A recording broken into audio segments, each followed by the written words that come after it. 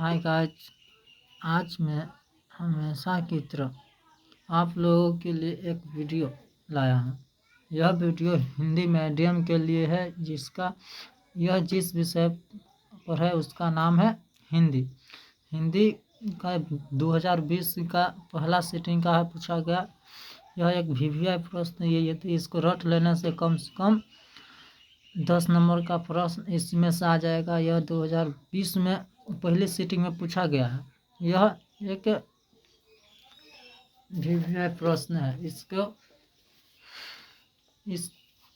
Video को skip नहीं करिएगा, इससे शुरू से एंड तक देखिए ताकि आपको 2020 के पहला सीटिंग में पूछा गया क्वेश्चन पूरा कंफर्म हो जाएगा कैसे पूछता है। यह पहला सेट यानी कि 2020 का पहला सीटिंग का पहला सेट। चलिए अब हम बिना समय गवाए अपने वीडियो को स्टार्ट करते हैं। अगर आप इस चैनल पर नए हैं तो प्लीज़ चैनल को सब्सक्राइब करें और साथ में बेल आइकन को दबाएं। यदि यह वीडियो पसंद आए तो प्लीज़ लाइक करें, न आए तो डिसलाइक कर दीजिएगा। अगर आपको लाइक करना तो पूरा वीडियो देखकर अंतिम में आपको पसंद आए तो लाइक कर दीजिएगा, नहीं आएगा तो डिसलाइक कर दीजिएगा। चलिए अब वीडियो स्टार्ट करते हैं।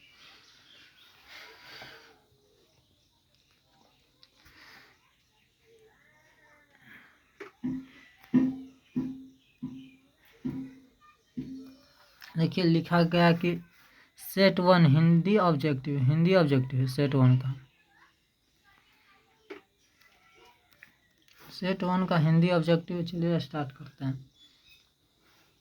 अगर आप इस चैनल पर नए हैं तो प्लीज़ चैनल को सब्सक्राइब करो और साथ में बेल आइकन घंटी को दबाएं ताकि मेरे द्वारा बनाया गया वीडियो आप तक पहुंचता रहे और आप मेरे वीडियो का उपयोग करते रहें और आप कुछ नया सीखने का प्रयास करें। चलिए अब स्टार्ट करते हैं।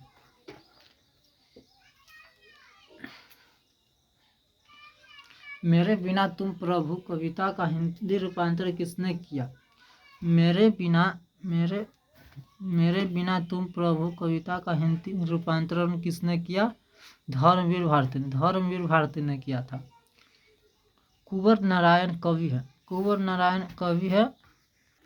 अब दूसरा क्वेश्चन, कुंवर नारायण कवि है, ग्राम संवेदना के कवि हैं। तीसरा क्वेश्चन, सेनापति में कौन सा समास है? सेनापति में कौन सा समास है? तत्पुरुष। यहाँ सेनापति कौन सा समास है? तत्पुरुष समास है।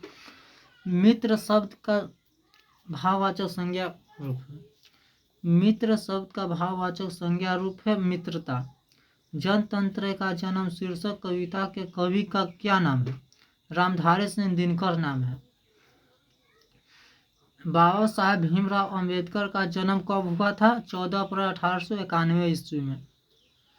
विष के दांत कहानी के रचयिता कौन है? नलिन बिलोचन शर्मा जी है। मैक्स मुलर के अनुसार सच्चे भारत के दर्शन कहाँ हो सकते हैं? ग्रामीण भारत में। पराजय में कौन सा उपसर्ग है? पराजय में कौन सा उपसर्ग है? प्राउपसर्ग। किसने कहा था कि सब पुराने अच्छे नहीं होते और सब नए खराब ही नहीं होते? किसने कहा था कि सब पुराने अच्छे नहीं होते और सब नए खराब ही नहीं होते? इसका गलत है। हजारी प्रसाद द्विवेदी को नहीं, कालिदास ने कहा था। इसका होगा कालिदास।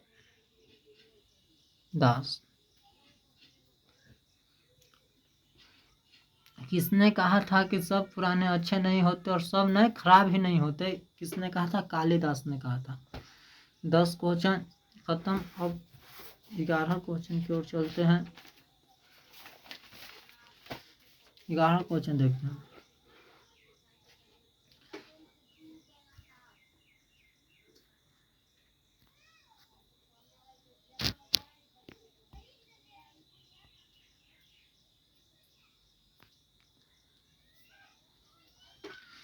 मेघदूत का जर्मन में अनुवाद किसने किया? मेघदूत का जर्मन में अनुवाद किसने किया? मैक्स मुलर ने। मेघदूत का जर्मन में अनुवाद किसने किया? Max Muller.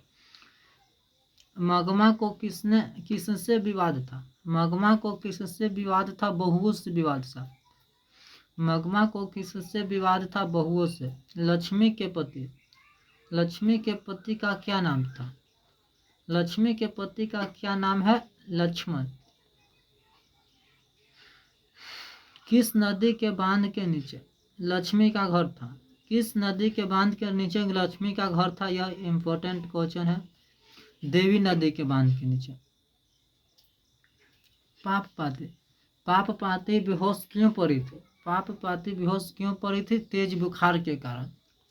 पाप पाती बेहोश क्यों पड़ी थी? तेज बुखार के कारण। शुद्ध शब्द है, ऐसे तो बहुत सारा शुभ शब्द है, लेकिन 4 को ऑप्शन में या अगर कोई ऑप्शन प्रकृति होगा, देखिए ऐसे प्रकृति ऐसे प्रकृति होगा तो यह सही होगा, यानी 4 ऑप्शन में से एक दिया हुआ रहेगा तो यह सही हो जाएगा। परिश्रम में कौन सा उपसर्ग है? परिश्रम में कौन सा उपसर्ग है? परि उपसर्ग है। हाथ खाली होना मुहावरे का क्या अर्थ है? पास पैसा ना होना, यानी हाथ खाली होना मुहावरे का अर्थ है पास पैसा ना होना, यानी मेरे पास पैसा ना है। अवकाश शब्द में उपसर्ग, अवकाश शब्द में कौन सा उपसर्ग? अब उपसर्ग। अवकाश शब्द में कौन सा उपसर्ग? अब। अवकाश शब्द में कौन सा उपसर्ग? अब उपसर्ग। हिरोशिमा किस देश में? हिरोशिमा किस देश में है? जापान में है। हिरोशिमा किस देश में? जापान देश में है। चलिए अब 21 क्वेश्चन देखते हैं।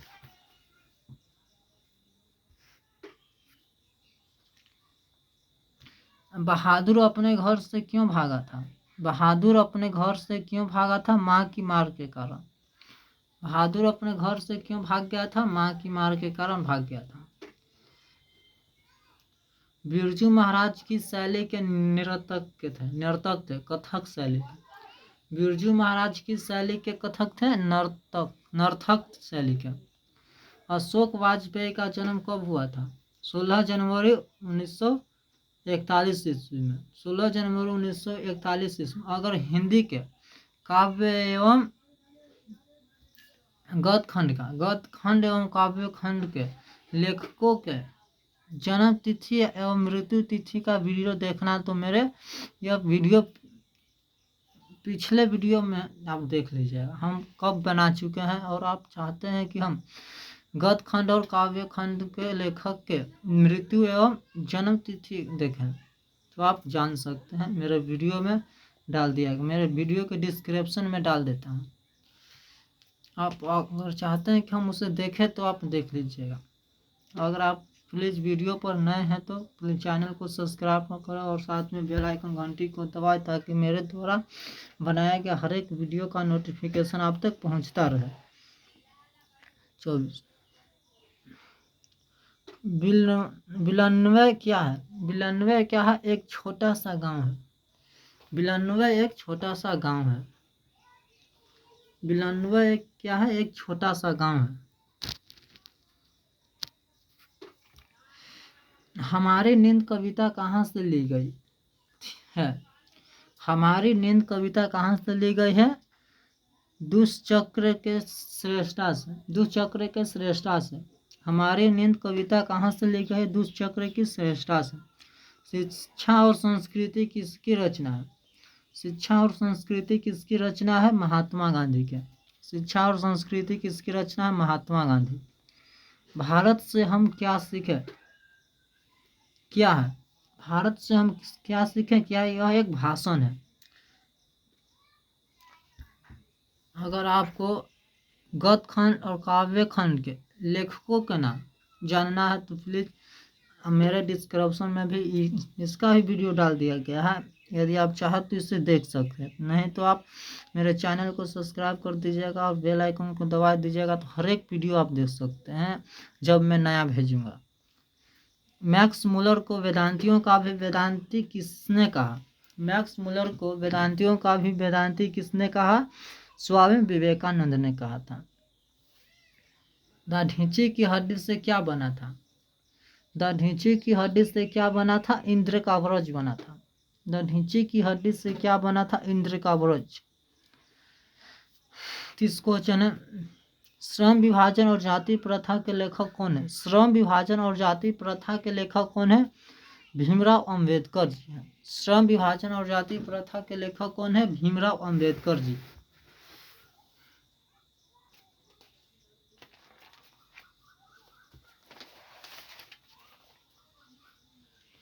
अगला 30वां क्वेश्चन 31वां।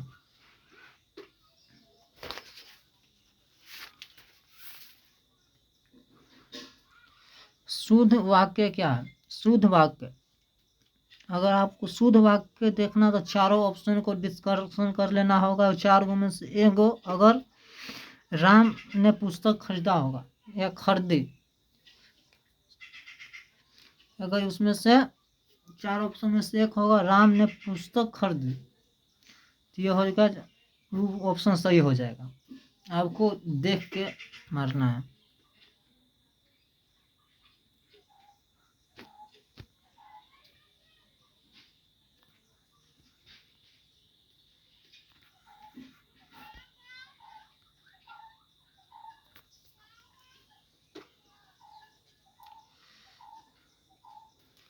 नागरी लिपि के लेखक हैं। नागरी लिपि के लेखक कौन है? गुणाकर मूल्य नागरी लिपि के लेखक हैं। बहादुर का पूरा नाम है दिल बहादुर। बहादुर का पूरा नाम क्या है? दिल बहादुर। परिणामवाचक संज्ञा है। परिमाणवाचक विशेषण है। परिमाणवाचक विशेषण है। थोड़ा सा है परिमाण, जिससे नाप या तौल सकते उसे परिमाणवाचक विशेषण कहते हैं। परिमाणवाचक विशेषण, इसे जैसे कि थोड़ा सा, थोड़े ना कि मापने वालों को गिन के मांगते हैं, इसलिए थोड़ा सा एक परिमाणवाचक विशेषण है। परंपरा का ज्ञान। परंपरा का ज्ञान किसके लिए आवश्यक है? परंपरा का ज्ञान किसके लिए आवश्यक है? जो लकीर के फकीर न होकर क्रांतिकारी साहित्य की रचना करता हो। परंपरा का ज्ञान किसके लिए आवश्यक है? तो इसका ऑप्शन सही होगा, जो लकीर के फकीर न होकर क्रांतिकारी साहित्य की रचना करे। मछली लेकर कौन भाग गया था? मछली लेकर कौन भाग गया था? संतू ने मछली लेकर भाग गया था। हिंदी भाषा की लिपि क्या है? हिंदी भाषा की लिपि क्या है? देवनागरी लिपि। हिंदी भाषा की लिपि क्या है? देवनागरी लिपि। बिरजू महाराज के चाचा का क्या नाम था? बिरजू महाराज के चाचा का क्या नाम था? शंभू महाराज। बिरजू महाराज के चाचा का क्या नाम था? शंभू महाराज। जारशाही कहाँ थी? जारशाही कहाँ थी? रूस में थी। जारशाही यानी कि रूस की रानी, वही रूस में थी। या पूछ देगा कि रूस की रानी कौन थी? चार को ऑप्शन दे देगा, अगर उसमें से जारशाही रहेगा तो उसे मार देना। ठीक,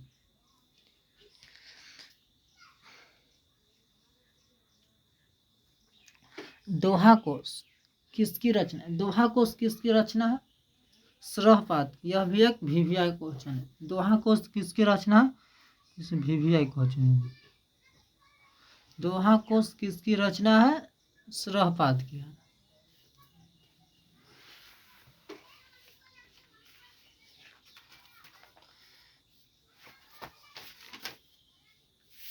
इकतालीस क्वेश्चन।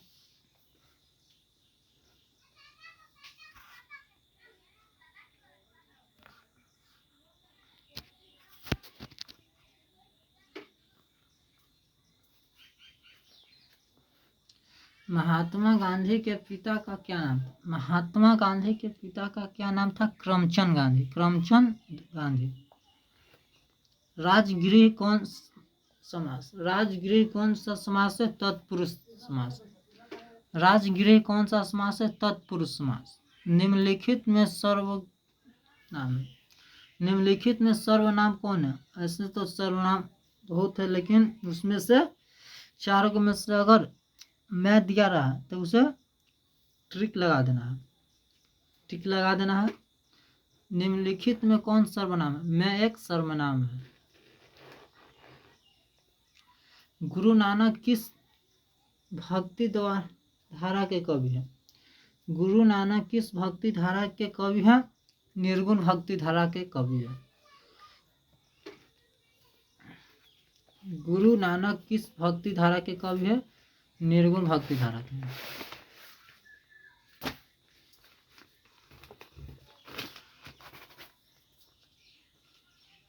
अब ठीक दिखा दे रहा है। गुरु नानक किस भक्ति धारा के कवि थे? निर्गुण भक्ति धारा के। रसखान दिल्ली से कहाँ चले गए थे? ब्रज भूमि। यह भी एक क्वेश्चन है।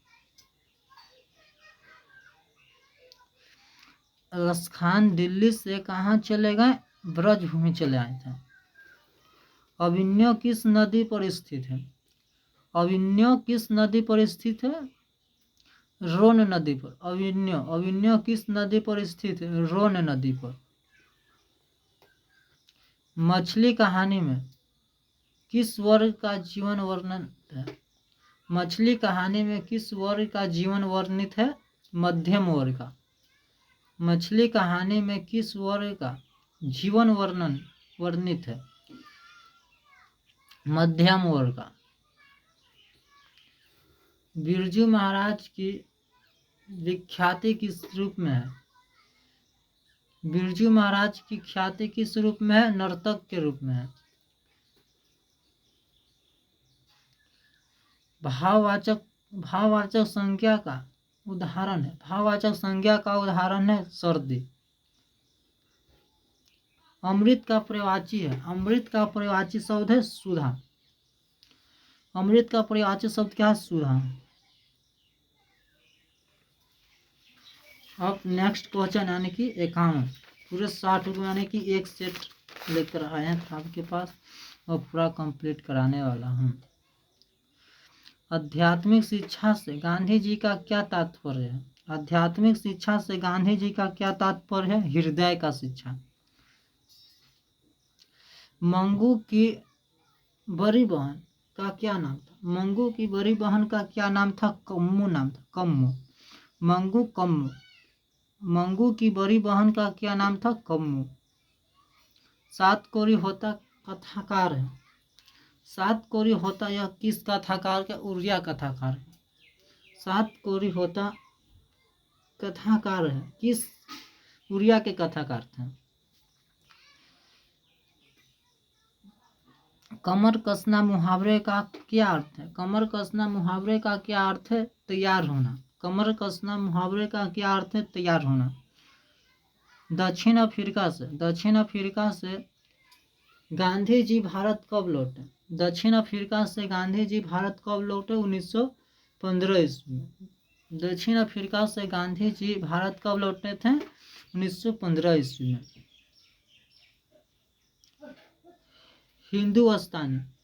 हिंदुस्तानी नाम सुने। हिंदुस्तानी नाम सुने अब ये संकुचित लजात पंक्ति किस कविता से उद्धृत है? हिंदुस्तानी नाम सुने अब ये संकुचित लजाए यह किस कविता से उद्धृत है? यह पंक्ति किस कविता से उद्धृत है? स्वदेशी के। रसखान किस विषय में सिद्ध था? रसखान किस विषय में सिद्ध थे? स्वेया छंद में। रसखान किस विषय में सिद्ध थे? स्वेया छंद में।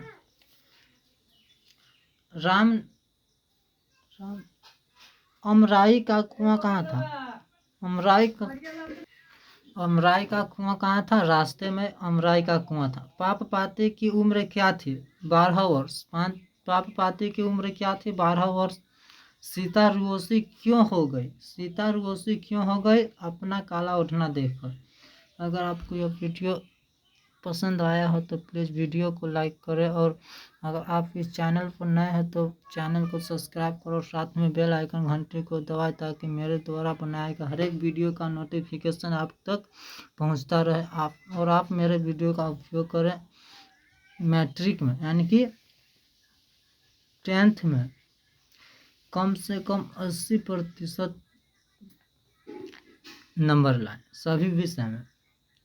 मैं सभी विषय का बेसिक फार्मूला, ऑब्जेक्टिव या VVI क्वेश्चन लेते आता हूँ। अगर आपको यह वीडियो देखना है तो आप मेरे चैनल को सब्सक्राइब कर दें और बेल आइकन को दबा दें। जब बेल आइकन को दबा दीजिएगा तो आप मेरे हर एक वीडियो का नोटिफिकेशन जान पाएंगे कि आज वह वीडियो डाल दिया है, हमें देखना है। अगर आप यह चाहते हैं कि मैट्रिक में 80% लाएं तो आप ज़रूर चैनल को सब्सक्राइब करिएगा। नहीं चाहते हैं तो